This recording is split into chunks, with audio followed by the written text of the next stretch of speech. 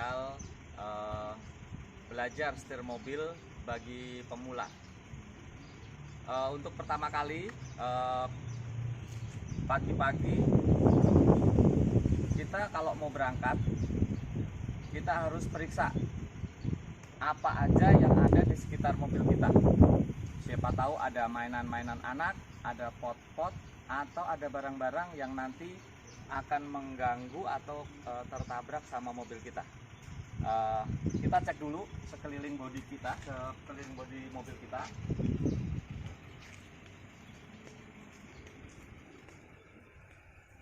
Kita cek dari barang-barang yang mungkin mengganggu, atau ada anak kita yang sedang bermain di depan mobil. Kita tidak akan pernah tahu, karena tidak akan terlihat seandainya anak kita sedang bermain di depan mobil ini. Tidak akan terlihat di ruang pengemudi kita.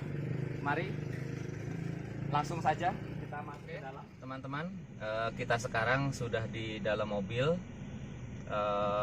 Selanjutnya kita akan mengajarkan mengenai tombol-tombol atau instrumen-instrumen apa saja yang ada di dalam mobil kita. Setiap mobil pasti berbeda, tapi pada prinsipnya adalah sama. Sebagai contoh, pertama kali kita menghidupkan mesin, kunci kontak ada di sini. Kunci kontak biasanya ada di bawah setir ya. Caranya dengan kita putar ke kanan. Satu kali lampunya akan menyala. Terus selanjutnya kita putar ke kanan kira-kira 3 detik sampai mesinnya menyala. 1, 2, 3. Oke teman-teman, itu cara untuk menghidupkan mesin. Selanjutnya, tombol-tombol apa saja yang harus kita ketahui di dalam mobil kita. Ini adalah door lock, jadi untuk mengunci dan membuka pengunci pintu yang ada di sini ya. Tombol ini adalah untuk membuka pintu. Selanjutnya ini adalah power window. Power window ya. Power window di sini ada 4. Yang satu sebelah kanan depan buat pengemudi, depan kiri buat pengemudi, buat penumpang depan sebelah kiri dan belakang kanan dan kiri. Selanjutnya tombol ini untuk mengunci door lock semua pintu agar tidak bisa dibuka oleh anak kecil atau dewasa. Selanjutnya ini bisa digeser kanan dan ke kiri untuk mengatur kanan kirinya spion. Kita bisa atur ke kanan, ke kiri, ke atas, dan ke bawah. Begitu juga spion yang sebelah kiri. Ke kanan, ke kiri, ke atas, dan ke bawah. Ya. Ini berfungsi sewaktu kita misalkan mau mundur, ada selokan misalkan, kita bisa arahkan ke bawah. Kita arahkan ke bawah begini, jadi selokan bisa kelihatan. Kalau lurus dalam keadaan seperti ini, Tapi selokan nggak kelihatan. Tapi kalau kita beginikan, kita turunkan, selokan nanti bakal kelihatan. Nah, demikian. Untuk selanjutnya adalah ini setir, terus tombol bel. Nah, di sebelah bawah setir sebelah kanan ini ada saklar buat sen. Kalau ke kiri berarti kita ke atas, kalau ke kanan berarti ke bawah. Untuk selanjutnya ada tombol lampu. Nah, ini tombol lampu posisi off ya. Jika kita gerakan ke kanan satu kali, maka lampu kotak akan menyala. Ya, lampu kotak akan menyala. Jika kita putar 2 kali, ya, maka lampu besar akan menyala. Lampu besar, ya, lampu besar akan menyala. Nah, untuk selanjutnya kalau kita tarik ke atas, nah itu di depan speedometer di sini, ya, itu ada lampu namanya lampu dim. Nah, dia fungsinya untuk saat kita meminta perhatian kepada pengemudi yang di depan kita, apakah kita mau belok ke kanan atau kita mau belok ke kiri atau kita mau menyalip, mendahului. Intinya lampu ini kita gunakan untuk meminta perhatian bagi pengemudi atau pejalan kaki yang mau menyeberang. Kalau kita kasih tanda ini berarti mereka harus berhati-hati. Demikian. Kemudian saklar atau instrumen yang sebelah kiri ini untuk wiper ya. Wiper. Sederhana saja wiper kita arahkan ke bawah, dia akan intermittent tapi jaraknya lama, baru dia bergerak lagi. Terus yang kedua kita tarik ke bawah, dia bergeraknya lebih cepat. Ke bawah lagi yang ketiga, dia makin cepat. Nah, itu fungsinya kalau hujan deras.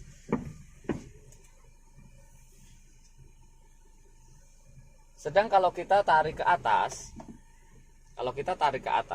begini, dia akan 2 atau 3 kali menyala seperti ini, dengan sambil menyemprotkan air wiper.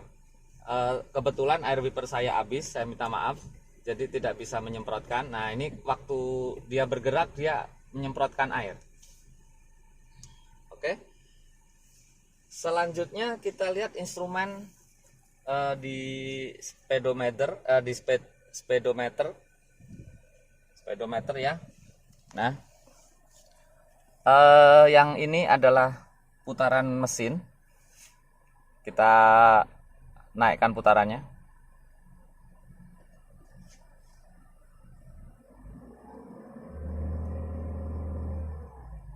Ya. Nah, ini kecepatan kendaraan 20, 40, 60 dan seterusnya. Ini instrumen bensin, ini kilometer. Kebetulan kilometer saya udah banyak sekali ya, 204. Kemudian ini instrumen untuk indikator seatbelt, lampu, dan handbrake ya. Untuk selanjutnya posisi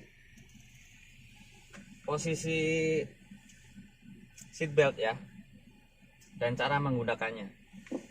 Kita tarik begini, kita lingkarkan di bahu kita. Nariknya jangan kenceng-kenceng ya teman-teman. Kadang-kadang ada beberapa mobil yang kalau kita tarik kenceng dia langsung berhenti karena fungsi ini emang mengerem atau memberhentikan dada kita saat tabrakan. Contohnya begini, saya tarik begini, langsung berhenti ya. Nih, langsung berhenti. Jadi kita harus pelan-pelan. Kalau kita begini langsung berhenti dia. Langsung, seandainya kita ada hentakan ke depan, langsung dia menahan dada kita atau badan kita untuk maju ke depan. Nah, selanjutnya kita pasang sampai bunyi klik. Oke, untuk selanjutnya adalah ini adalah rem tangan ya, rem tangan. Fungsinya nanti bisa buat bermacam-macam ya. Seandainya turunan atau tanjakan, terutama buat parkir. Terus instrumen-instrumen yang lain bisa dilihat di sini. Ini head unit bisa beda-beda, tergantung mobil. Ini tombol AC, ini untuk memperbesar dan memperkecil angin ya. Terus tombol ini untuk mengarahkan angin supaya hanya ke muka kita atau ke badan kita. Sedang yang sebelah kanan ini untuk mengarahkan angin agar bisa ke badan kita atau muka kita sekaligus ke kaki kita. Sedangkan yang ada garis biru ini dia adalah mengatur dingin atau tidaknya derajat derajat AC-nya. Semakin ke kiri semakin tidak dingin, dan semakin ke kanan semakin dingin. Terus tombol yang bawah ini kalau kita arahkan ke kiri, dia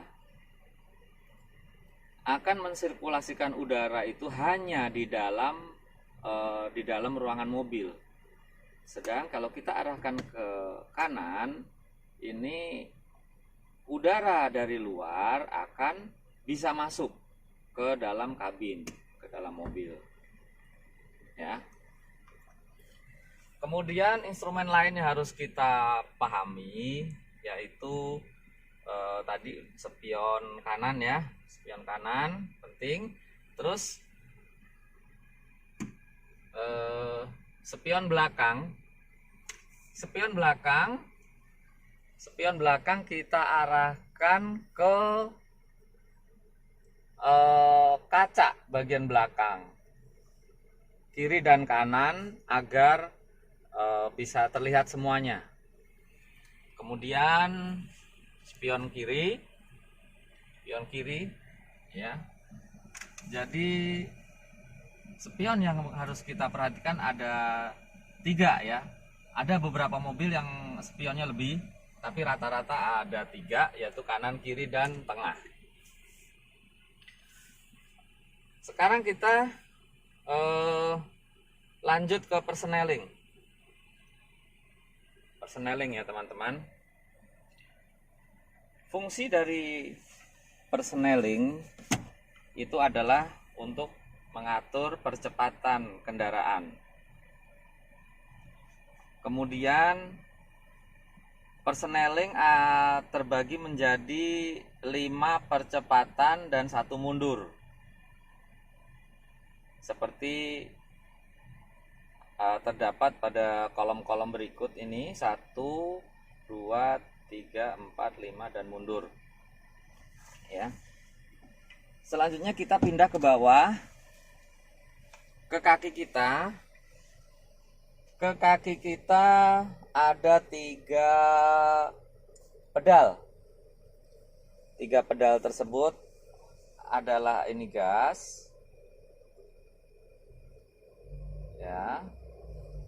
Terus ini berikut ini adalah rem, dan satu lagi kopling. Ya.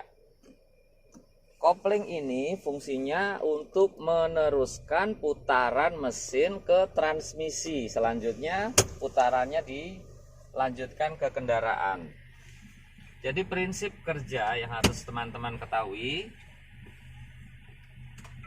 mesin oleh kopling bisa diputus sambungkan ke transmisi. Ya teman-teman, saya lupa memberitahu satu tombol, tadi kelewat ya teman-teman ya. Ini namanya tombol darurat ya teman-teman. Tombol darurat ini segitiga ini, kalau kita nyalakan dia akan menyalakan lampu sen dua-duanya ya teman-teman, kiri kanan, depan belakang semuanya nyala ya teman-teman ya. Tombol darurat ini fungsinya jika kita akan misalkan mundur teman-teman ya, kita mundur itu kan kita nggak tahu kita arahnya itu mau ke kiri atau ke kanan, intinya kita masih bingung gitu teman-teman ya. Terus dalam kondisi darurat, misalkan kita pecah ban, kita sedang ganti ban, terus kita sedang di suatu tempat yang kita tuh bingung, terus kita berhenti mendadak. Nah gitu, kita harus menyalakan lampu darurat ya teman-teman. Ini penting karena untuk memberitahu pengendara-pengendara sekitar bahwa kita butuh perhatian lebih. Maksud perhatian lebih di sini intinya untuk agar mereka tidak kaget atau tidak marah-marah dengan kondisi dalam kita menyetir dalam keadaan panik, begitu. Maksud saya dalam keadaan panik adalah kita misalkan kita mundur itu kita butuh perhatian yang banyak. Kiri, kanan, belakang, bahkan kadang-kadang kita mau mundur pun kita butuh maju dulu. Nah, seandainya kita cuma menggunakan sen kiri, tapi ternyata pantat mobil kita ke kanan, itu nanti akan jadi pertanyaan orang juga. Makanya ada tombol darurat ini teman-teman. Ini bisa berbagai fungsi ya teman-teman ya. Tadi pertama untuk mundur bisa, untuk maju juga bisa. Kalau kita mau menyeberang sebuah jalan besar, menyeberang itu kan kita nggak ke kanan nggak ke kiri kan teman-teman ya. Jadi kita menyeberang jalan besar gitu, kita nggak ke kanan nggak ke kiri, makanya kita hidupin lampu darurat ya. Terus ketiga, saat kita dalam keadaan pecah ban, kita ganti ban, kita minggir ke bahu jalan, kita nyalakan ini lampu darurat. Terus selanjutnya, fungsi selanjutnya adalah untuk saat cuaca hujan atau badai. Ini sangat penting juga teman-teman ya. Karena dalam cuaca hujan dan berkabut, kendaraan kita akan sulit terlihat oleh kendaraan yang lain. Tapi dengan adanya lampu hazard atau lampu darurat ini, paling tidak ada sign atau tanda bahwa ada mobil di depan mereka dengan kedip-kedipan lampu sen ini ya. Demikian teman-teman pengenalan untuk berbagai macam tombol instrumen di dalam mobil. Tiap mobil berbeda ya teman-teman, tergantung mobilnya. Ini mobil saya mobil ya standar lah ya. Untuk mobil-mobil yang lebih mewah banyak lagi tombol-tombol lain dan pastinya berbeda. Demikian teman-teman untuk pengenalan instrumen dan langkah awal untuk kita memulai belajar mengemudi. Selanjutnya video akan saya bagi ke dalam beberapa part ya teman-teman, untuk membagi, karena videonya durasinya panjang kalau kita belajar sekaligus, dan bisa membantu teman-teman juga untuk memilih video mana yang cocok untuk teman-teman pelajari. Seandainya misalkan teman-teman udah nggak perlu pengenalan, misalkan nggak perlu pengenalan karena udah terbiasa dengan mobilnya, tapi ingin tahu bagaimana cara parkir atau cara memasukkan mobil kita ke dalam garasi mobil kita, mungkin nanti teman-teman bisa memilih video-video mana saja yang teman-teman butuhkan. Demikian teman-teman, semoga video ini bermanfaat bagi teman-teman. Mohon bantuannya untuk subscribe, like, share, dan komen barangkali ada saran-saran dari teman-teman tentang video ini. Terima kasih. Assalamualaikum warahmatullahi wabarakatuh.